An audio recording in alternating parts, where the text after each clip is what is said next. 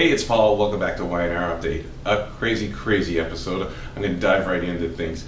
Mariah shows up at Sharon's place, and Sharon's there with Michael and Dylan. And it's great news for Sharon because Mariah tells her that she thinks she's innocent. She really believes she's innocent, and she's going to stand by her.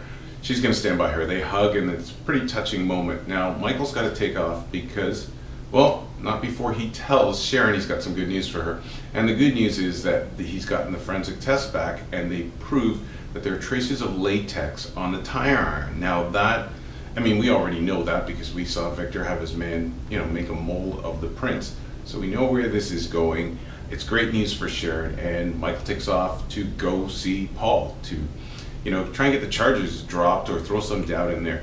And next we see Dylan, and Dylan says, okay, I've got a buddy who is an old army buddy. He knows forensics, so he takes off to call him. Now, while he takes off to call him, of course, Avery, we see Avery with Joe, and she's pulling the drill sergeant routine on him, trying to crack a whip with him. Same thing we saw with Jack and Phyllis, only we've just swapped sisters. But in the meantime, she steps away and calls Dylan, and only he's stepped away as well, and Sharon answers the phone. And Avery doesn't like this at all. So what does she do? Sharon hands the phone over to Dylan when he comes back. Dylan takes the call. As soon as Avery knows that he's there and spending more time there, she's not really interested in talking to Dylan. In fact, she's kind of upset and she almost hangs up on him. So we leave things there. Now Mariah makes a clever move and calls Kevin, lets him know about the results. Now this is great news. Now Kevin is so happy, he wants to, first thing he does is let everybody else know the good news. He lets the rest of the kids know, and he also heads down to the police station. Now, as he heads down there, he runs into Paul. Now, thinking that this is going to go well, he's going to let Paul know. Paul tells him he actually brought somebody else in on this, and that person found some footage. In fact, they have a still, and the still is of Sharon at the time of the murder letting herself into Austin's place. Now, even though Austin wasn't killed there, Paul thinks this is the definitive proof that he needs.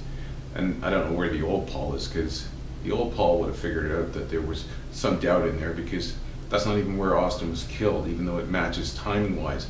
And so he tells Kevin, you've got nothing,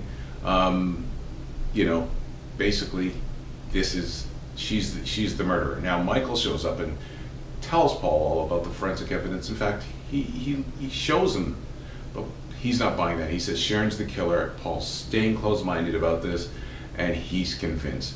Now, Kevin goes back to the kids after doing a little digging, and he figures out something, because something is bugging him about this photo. And the kids have also been told not to say anything. I mean, Abby's going to be the difficult one, but they've been told not to say anything, because if Sharon's innocent, it means the killer's still out there watching them, and they're all in danger. Now, I don't think, I'm wondering, why hasn't anyone figured out the person that Paul just used to get this evidence? Same thing, a cop that has access.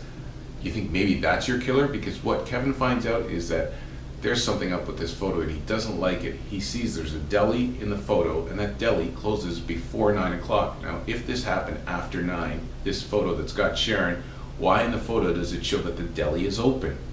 So Kevin's sleuthing is sort of really getting the truth, but Paul, closed-minded, he's not hearing anything that Kevin has to say or Michael has to say, so it's a difficult situation. Now, in terms of the kids, they're still going back and forth, because now they've got two types of evidence. Looks good for Sharon, looks bad for Sharon, so they're going back and forth until Abby and Kyle show up. And now I'll track back to that later, but they've left the wedding and they've come over now.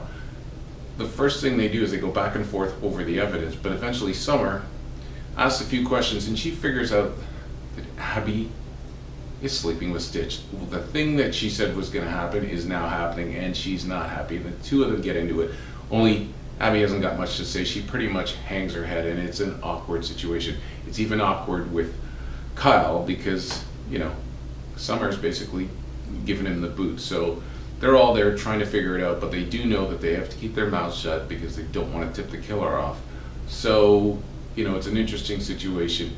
But getting on to the really big stuff, we see Billy at the beginning, and he is lobbying to get people to come to the wedding.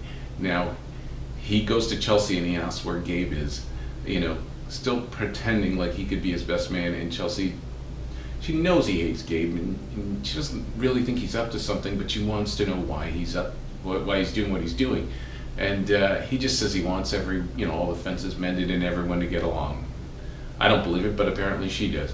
Billy then calls up Sage and invites her to the wedding, but what he doesn't know is she's laying in bed with Gabe, or in fact Gabe has just gone to the shower. And so he asks her to come. Doesn't look like she's going to come, but he asks her to bring Gabe. I mean, he said, we can't have this show without Gabe, and I guarantee you there's going to be lots of interesting stuff going on. So he's really laying it on for Chelsea and her mom, and it almost looks like he's drunk. He's being so cocky about it. And then we see Jack and Phyllis, or fake Jack. Phyllis is trying to get him ready, but he's just come back from a golf game and he's not interested. Eventually she does twist his arm and he's going to come, but he's not changing. He shows up in his golf clothes. So it's really awkward because when Jack shows up, Ashley lets into him and lets him know that Vicky has just canned their chief moneymaker, Hex. And this is, to Jack, this would be huge news, but to fake Jack, he just blows it off like nothing. So Ashley is steaming. And they go and they take their seats.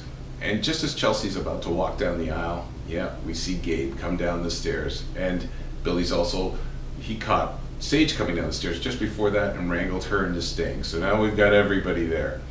And Gabe just stays there and watches as, they start to take their vows. And Chelsea starts to, recall how they met and what brought them together and bringing their families together. And it's all really nice. But then when it's Billy's turn, he trashes her.